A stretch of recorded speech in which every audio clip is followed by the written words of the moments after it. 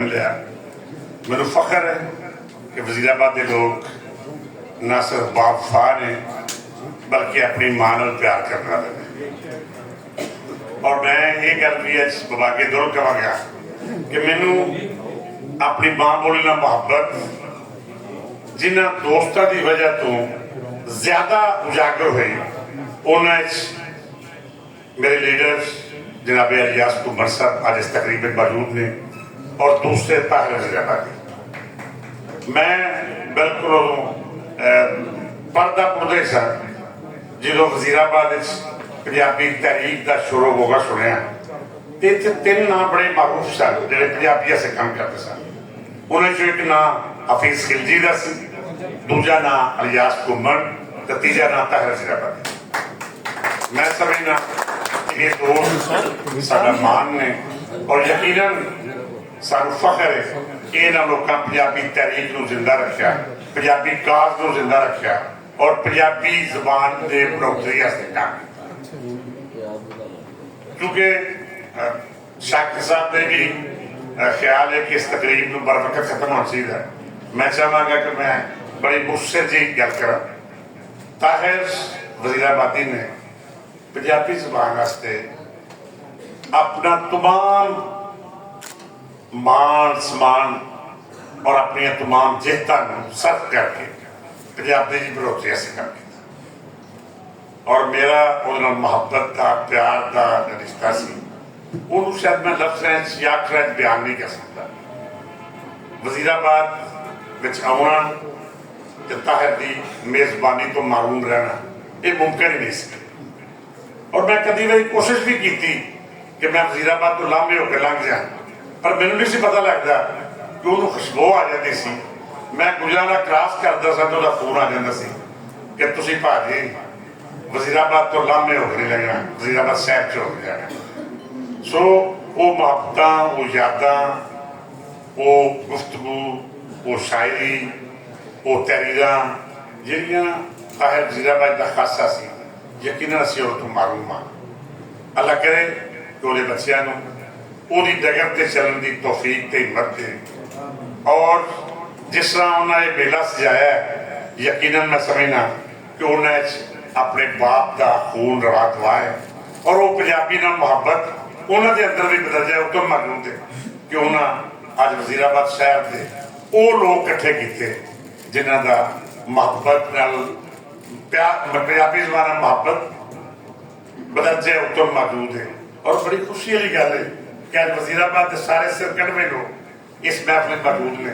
सम्मा साहब हों, ज़िया नूर साहब हों, नजीबुल्ला मलिक होए, मैं एक एक नाम नहीं लवांगा, सरदार अशरफ निसार होए, मैं वो लोग जिन्हों का इस मिट्टी से इस शहर को वसान इस शहर को बेहतर बनाने इस शहर अदबी सियासी समाजी तकरीबात को कराने किरदार है वो सारे लोग अज हार नजर आ रहे हैं।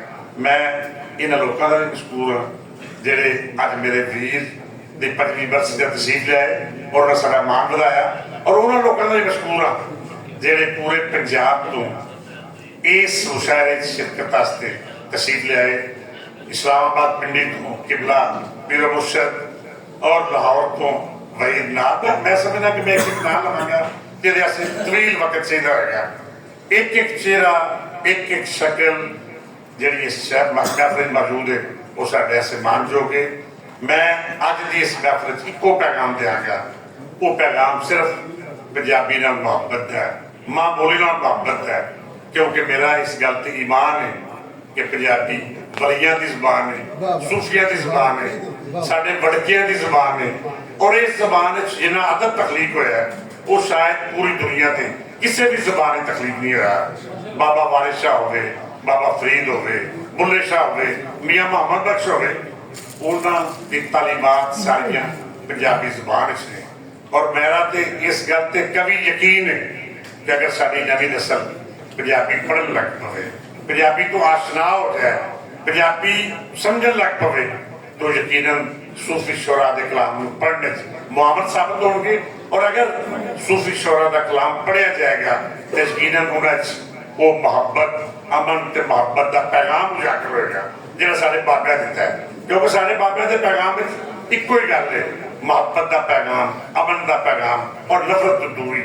सो असी अज के इस इकट्ठ इको चीज़ की उजागर करांगे कि असी पंजाबी ज़बान नूं अपने वारकार की ज़बान बनाने वास्ते, स्कूलों के कॉलेजों की ज़बान बनाने वास्ते, अपने मुआशरे की ज़बान बनाने वास्ते इनू एक भरपूर तरीके के नतीजे कोशिश करिए कि ये साडे स्कूलों लाजमी सब्जेक्ट पढ़ाई जाए। और एक खुश आयद गल है कि मौजूदा गवर्नमेंट ने ये चूंकि मुस्लिम लीग लोग बैठे हैं मेरे लीडरान, ये बहुत अच्छा काम होया कि पिछले 2 महीने पहला पंजाब असैम्बली ने एक मुतफिका तौर पर करारदाद पेश की कि पंजाबी जबान नूं स्कूलों की लाजमी जबान बनाया गया। सो एक खुशाइन गल और मौजूदा हुकूमत का एक खुशगवार फैसला है। मैं समझना कि असी इस फैसले से मौजूदा हुकूमत और वज़ीर आला मरियम नवाज को मुबारकबाद पेश कर रहे हैं और तवक्को रखते हैं कि ये फैसला जो असैम्बली ने किया है उन्होंने अमली तौर पर लागू करने वास्ते वो अमली तौर पर मैदान च हो और जिन्नी छेती हो सके पंजाबी जबान स्कूलों की जबान बना ताकि सारी नवी नस्ल बुल्ले शाह पढ़ सके, वारिस शाह पढ़ सके, सुल्तान बाहू पढ़ सके, मियाँ मोहम्मद पढ़ सके और तारिक ज़ियाबाद पढ़ सके। बहुत शुक्रिया, बहुत मेहरबानी, बहुत धन्यवाद।